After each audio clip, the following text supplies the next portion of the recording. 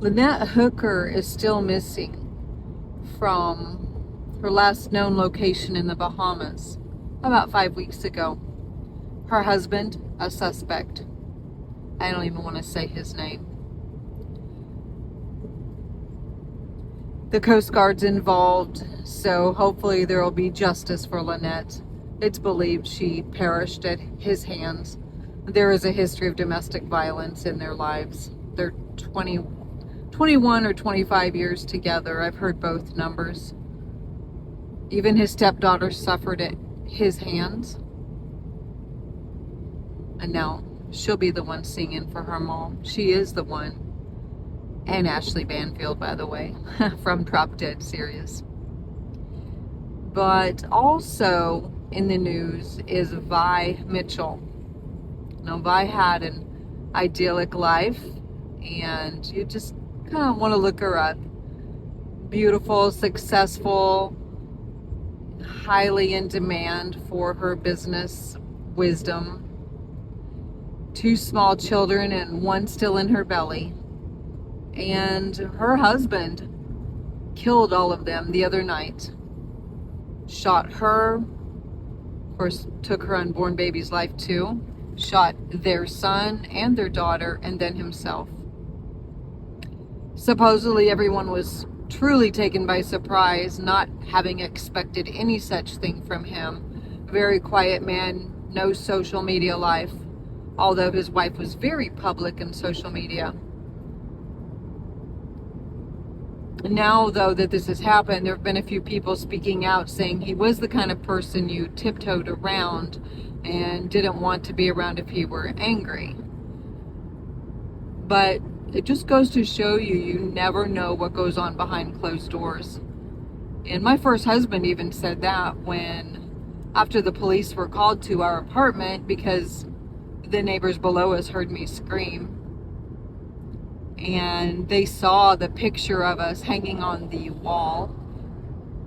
And afterwards, after they were all gone, because of course I had to lie and say I was all right, and that what they thought wasn't true, because I knew he'd get out. Like, what? I'm gonna have him arrested for the night, and then guess who's coming to find me the next day?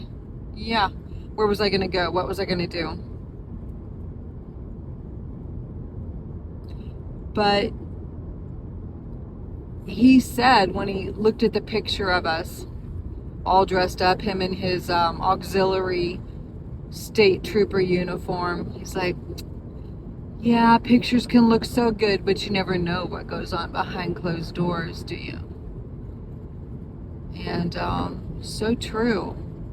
But people who really know you, I think they must have some inkling that something's not right. That's usually why an abuser doesn't let his victim have close relationships with family and friends. Mine isolated me. Besides the 800 or 900 miles between my family and me, and my mom had passed away before I moved away, and my dad, I wasn't close to him, so I had no one who could help me, and he knew it. So I was his vulnerable pick at the time, and he sucked me in. But it's so true. You might look okay on the outside, but really, somebody has to be able to pick up on the problem. Now, people who knew my ex-husband knew he had a volatile streak to him, let's say. Now, some who knew him longest and best wouldn't believe it, especially his family. They weren't going to believe it. Kind of like my abuser when I was a little girl, and even today, his family still believes him.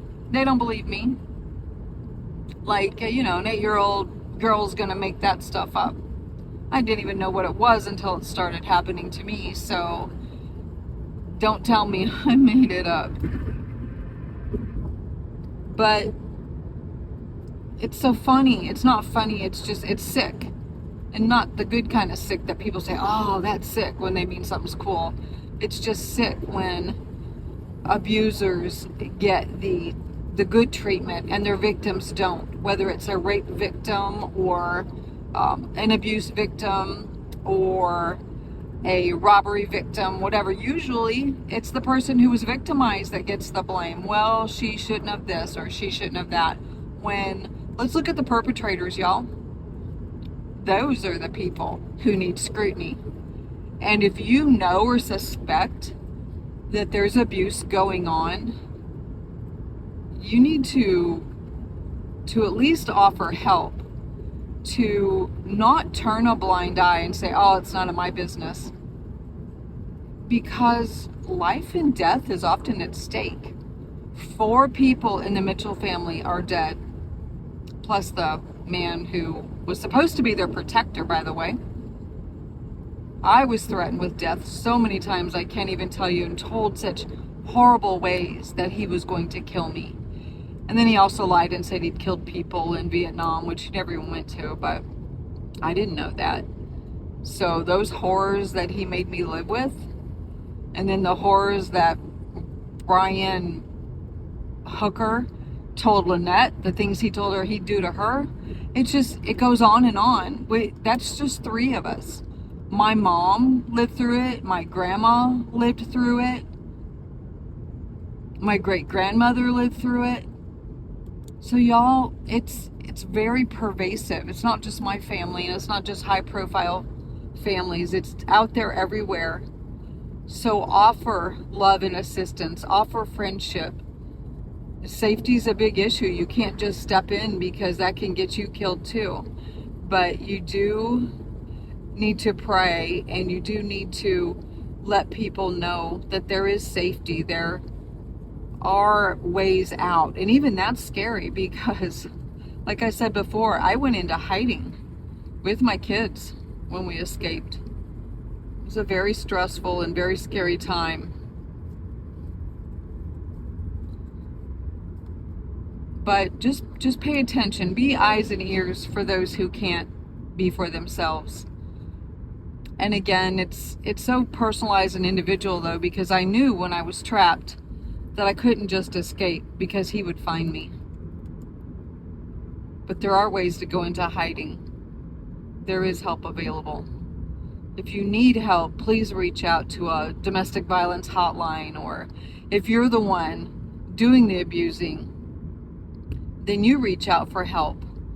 The suicide prevention hotline, for instance, or even the DV hotline. Just reach out for help. Don't let those demons continue to destroy anybody, including yourself.